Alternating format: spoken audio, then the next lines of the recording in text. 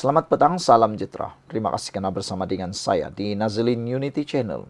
Kali ini, Datuk Seri Projek RM20 billion. Bukan sedikit, bukan juga kaleng-kaleng. Ini jumlah yang luar biasa. Bayangkan projek 20 billion. Apa cerita? Dipetik daripada mycmu.net.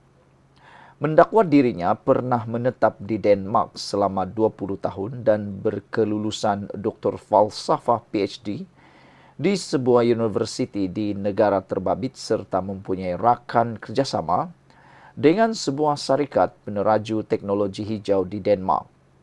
Itu Hela, seorang lelaki bergelar Datuk Seri yang mendakwa syarikatnya mempunyai kepakaran dalam pembangunan projek teknologi hijau, biodiesel, teknologi nano dan sektor pembinaan untuk melabur atau menarik pelabur dengan menjanjikan pulangan lumayan. Malah, bagi meyakinkan mangsa, dia bersama beberapa rakannya menubuhkan beberapa syarikat berasingan selain melantik seorang pensyarah kanan wanita dari Universiti Awam UA berusia 40-an yang mempunyai kepakaran dalam bidang itu sebagai penasihat syarikat, serta mencari orang ramai yang ingin melabur dalam projek pembangunan bandar teknologi hijau di Raud Pahang dan KXP Kulim Kedah.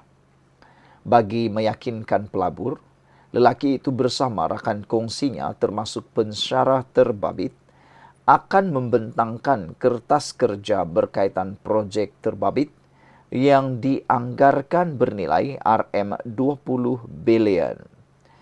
Bagaimanapun apabila mangsa melaburkan wang mereka, projek itu masih tidak diteruskan, di mana wang pelaburan lebur dan lelaki itu akan memberi pelbagai alasan mengenai penangguhan terbabit. Seorang mangsa yang juga ahli perniagaan wanita yang ingin dikenali sebagai Hayati, 60 tahun berkata, dia mula mengenali lelaki bergelar Datuk Seri itu sejak tahun 2014 ketika berada pada satu majlis saudaranya.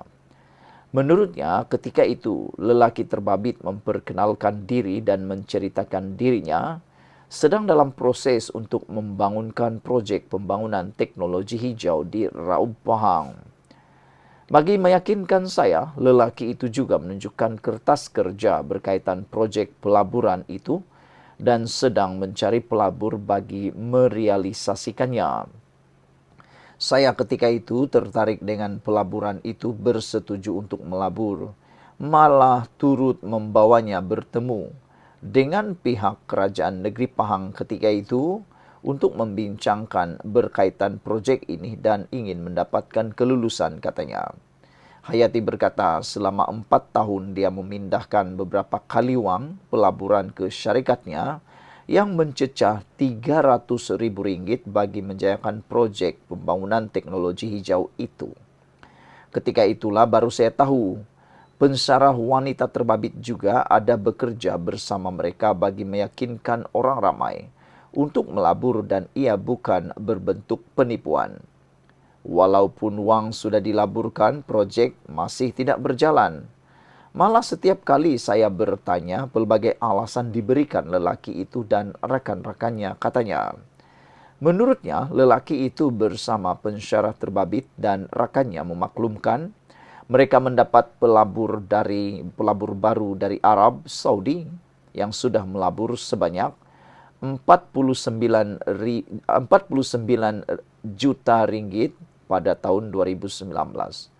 Mereka juga menunjukkan wang yang sudah dipindahkan ke dalam akaun dan dokumen persetujuan melabur ditandatangani lelaki dari Arab Saudi terbabit bagi meyakinkan saya untuk terus melabur dan yakin projek itu akan berjaya.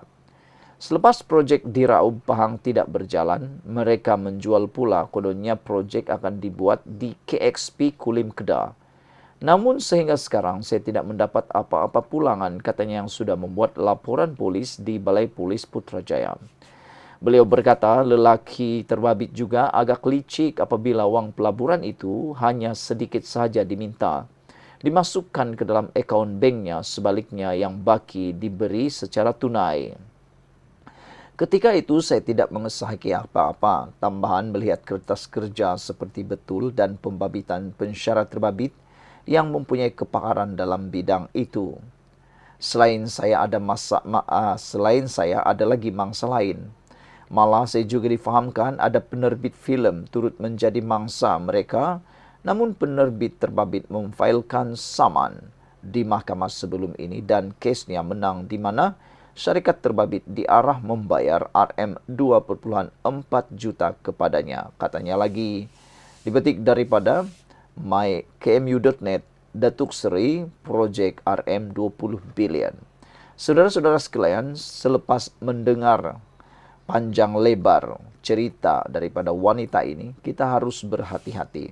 Di mana-mana orang sekarang mahu menggunakan gelar Datuk Seri untuk menipu. Jangan terlalu mudah berfikir untuk mahu kaya cepat. Lebih-lebih lagi dalam satu pelaburan yang tiada produk, apalagi mendapat pulangan yang segera. Tips yang mudah untuk Anda dapat mengelak diri daripada ditipu oleh skema ialah, pertama sekali, jangan panik.